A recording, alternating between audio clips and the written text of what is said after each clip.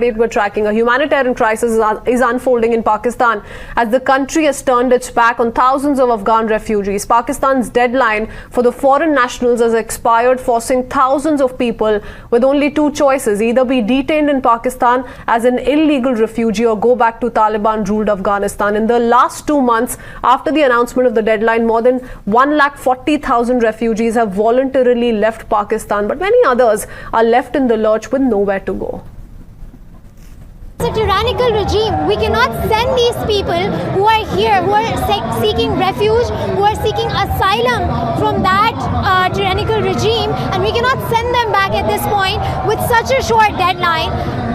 One of the things that it creates is we cannot send women back. Taliban are not going to be open to letting women study, women pursue careers. They will be locked up in their houses. This is an abhorrent abuse of human rights. We believe that if you are going to deport these 280 Khwaja Saras from Karachi back into Afghanistan, they are immediately going to be killed by the current Afghani Taliban regime. There is an ongoing gender apartheid in that country. We cannot shut our eyes to it. And we can't just deport artists and media personnel and women and transgender persons back into a state that is paying for their blood.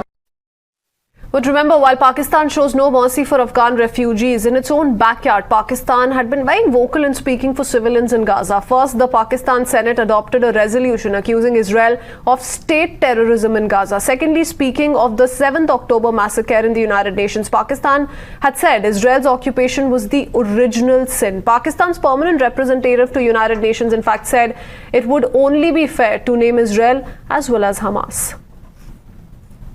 The enormity of the crimes that are being committed by Israel against the Palestinian people are so great and enormous that it is amazing that when my friend from Canada insists on naming the organization Hamas, that he does not feel